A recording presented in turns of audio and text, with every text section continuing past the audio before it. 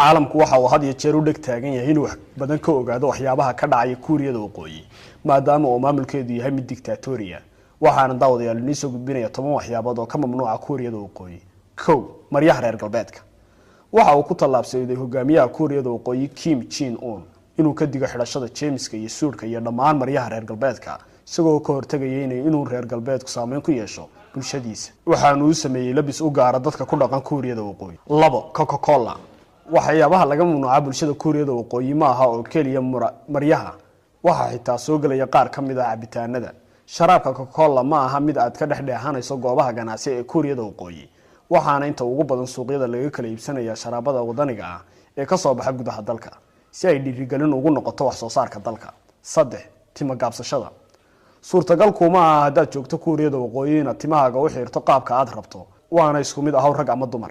maxaa yeelay madaxweynaha Kuuriyada Waqooyi waxa uu xadeeyay 15 qaab oo kaliya inay u xiirtaan rag iyagoo 15 kaas ka soo dhex dooranaya qaabka ay u xiiran lahaayeen halka ay dumarkuna 8 qaab ka soo dhex dooranayaan nooca ay jeclaan lahaayeen inay u xiirtaan timahooda. 4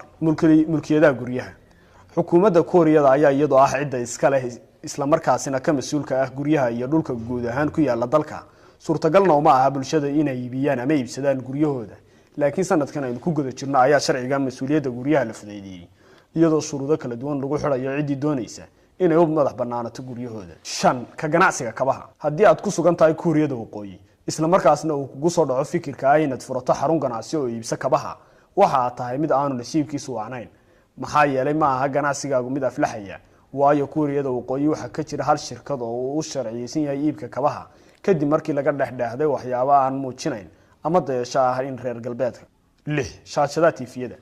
Kuuriyada Waqooyi waa mid meel walba saartay culayska xitaa warbaahintu ma aha mid seegtay iyada waxaana gudaha dalkaasi ka shaqeeya oo qura 4 TV oo gabi ahaanba hoos yimaada maamulka dawladda. 7 jaraa'idka reer galbeedka kaliya ma aha TV-yada waxyaabaha culayska la saaray marka laga hadlayo warbaahinta Kuuriya laakiin xitaa jaraa'idku waa mid la cadaadiska waxaana dhammaan mamnuuca jaraa'idada ka soo baxa wadamada reer galbeedka noocyadooda kala duwan waxayna xukuumaddu kaantarooshay wax kasta oo la oran lahaa ama la qori lahaa.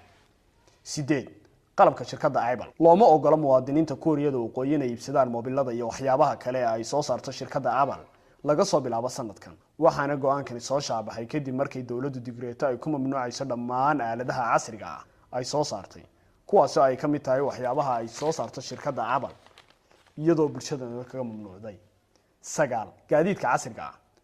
Kuuriya suurtagal ma aha inaad ka hesho gawaadhida kala duwan ee ciyaaraha ama lagu galo tartamada ee loo yaqaan Ferrari-ga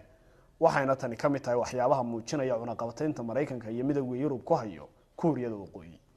10 dabaaldega diimaha Kuuriyada Waqooyi waa ka mamnuucin dhexdeeda laga sameeyo dabaaldeg diimeed ama wax shicaar oo ama astaan u noqon kara diin gooni ah